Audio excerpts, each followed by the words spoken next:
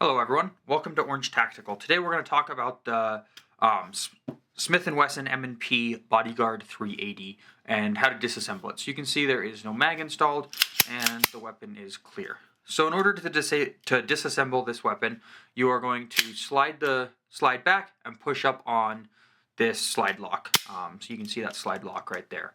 So we'll just slide that up and lock that back. And then the next thing you're going to need to do, and this is where it gets a little interesting, is you're going to want to push this detent pin around. But if you can see in the plastic, I stopped at 90 degrees, and you'll want to pull it out. It does come out at 90 degrees. Sometimes, some of them don't, some of them do. The newer designs on this come out at 270 degrees or something like that. But they didn't change the plastic mold, so they still come out at a weird angle. I typically like taking it out at 180. It just fits better. But that's how that goes in and out.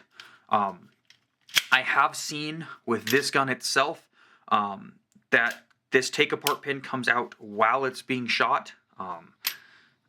And we had to send it off to Smith & Wesson and have them check everything. Because parts went down range and we lost some. There were some lost parts.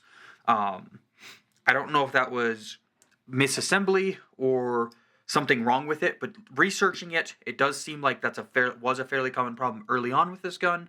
But this should have been manufactured after that time frame, and it still had the issue. So I don't know reliability on this. I need to get some time on the range with it a little bit more and see after we got it back from Smith & Wesson if that's still an issue with it or not.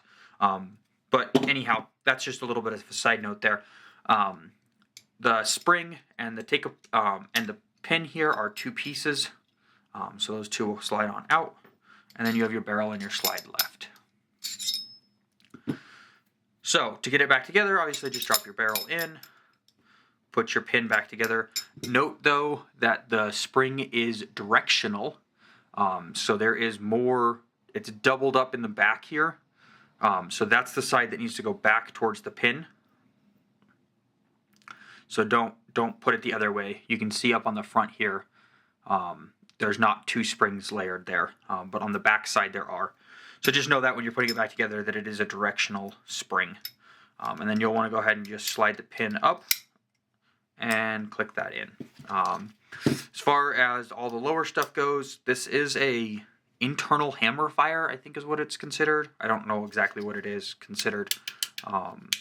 But you can see that it resets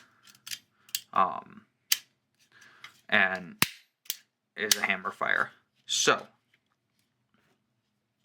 we're going to go ahead and put the slide in, pull that back, put the pin back in. Like I said, I usually do that at like 180 degrees, and then you can hear it click when you get it locked, when it starts to lock, and then you gotta get it come up. What is it doing here? There we go. I just didn't have the slide locked at the exact spot it was supposed to be or something. I just reset the lock on the slide and it loosened up and did that. So there you go.